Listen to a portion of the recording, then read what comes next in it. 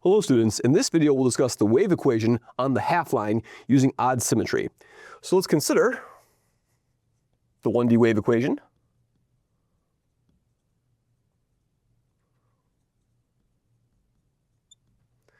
UTT is equal to c squared uxx. And now we're going to restrict the domain to t being greater than 0 and x being greater than 0, right? So we're on the half line over here. Excellent. And so now what we're going to do, so we'll do the following. So we're going to consider boundary conditions. My boundary conditions and initial conditions. The boundary condition is going to be u of 0 in t is equal to 0. So it's equal to 0 on its positive t-axis.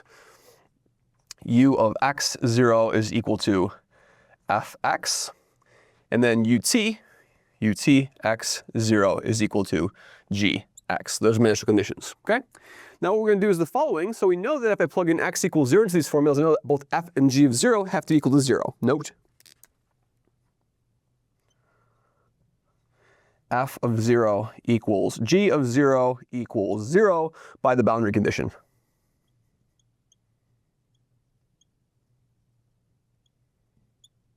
Okay, excellent. And now what we can do is we can consider their odd extensions. Extend f and g to r by the following. I can define f odd of x to be negative f of negative x if x is less than 0. Okay, so if I input a negative number, then this will be a positive number, and that will make sense. And so now I can extend the function to be this odd extension like so. And similarly what? And similarly, g odd of x is equal to negative g of negative x if x is less than 0. So I've extended both f and g to odd functions on the real line. Now we can consider, let's let u of x and t be 1/2 of this f x plus tc, this f odd extension, plus f x odd minus ct,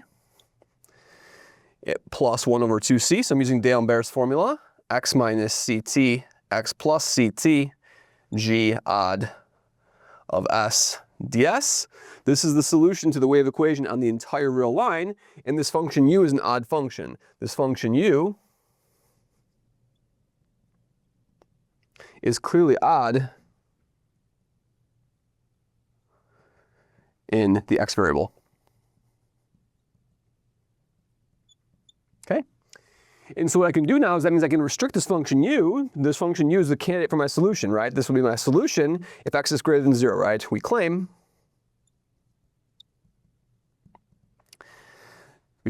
u of xt solves our original problem.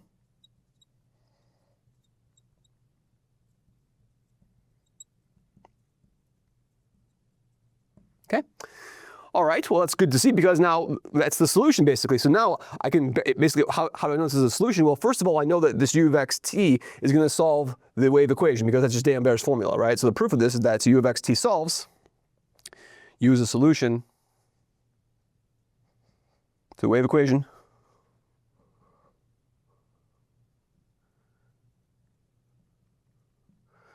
on negative infinity, infinity, cross 0 infinity, right? Just by D'Alembert's formula. Okay, and so now of course what we can do, and so it solves the equation. If I plug in t equals 0 to this thing over here, what are we going to get? Well, we're going to get nothing. F odd is going to be 0. If I plug in t equals 0 over here, I'm getting the integral from x to x, so I get 0. So the boundary condition is clearly satisfied, right? So in other words, when x is equal to 0, we're going to get, you're integrating an odd function over a symmetric interval that's gone, right? When x is equal to 0 over here, you have an odd function plus the odd function at the opposite point. Those are going to cancel out as well, right? So clearly u of 0t is equal to 0. So in other words, this condition is satisfied. And moreover, I know that for x positive, for x of t positive, these things agree with the boundary conditions. And the initial conditions are satisfied.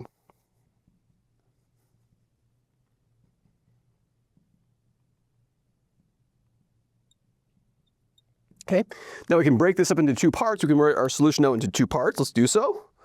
So what's it going to be? So if x is bigger than or equal to ct, so the first condition over here is if x is bigger than ct, right? Then what can we say about our solution? In this regime, the solution looks like what? The solution u of xt is just going to be what? Well, if x is bigger than ct, then this is positive and this is positive. There's no need for these odds any longer, right? We can just have 1/2 f of x plus tc plus f of x minus ct plus 1/2c integral from x minus ct to x plus ct of g of s ds, right? And if x is less than ct, right? In this case, what's u of xt going to be? Well, what's going to happen is that this term over here is fine, right? So I have a 1/2 f of x plus tc. Now what's going to happen over here? This is going to be negative, so I'm just going to pull out a negative sign, right? So minus f of ct minus x by odd, and then plus 1/2c. We can say by the same reasoning, we can just flip, we can just change the limits of integration over here and get a ct minus x to ct plus x of g of s ds, right? Okay, so that's the two parts of my solution is piecewise defined now. So piecewise defined. Okay, excellent. And then what's going to happen over here? So what we're really saying over here is we're saying that if you were to look at this dynamically, I give you a point x of t over here, the characteristic will come to the axis over here and hit at the point 0, and then x minus t over c, x minus t over c, or t over c minus x, right? So let's see. So this is going to be a t. That's going to be a t minus x over c. So t minus x over c is that point. And it's going to reflect over here. So there's the reflection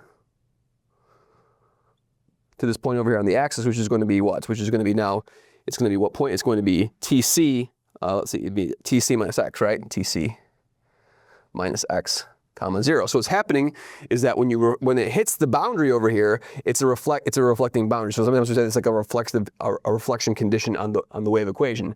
Now this may seem fairly straightforward to do this extension, but it's a very, very powerful tool when you combine this with the idea of using spherical means, right? Spherical means and trying to find the solution to the three-dimensional wave equation.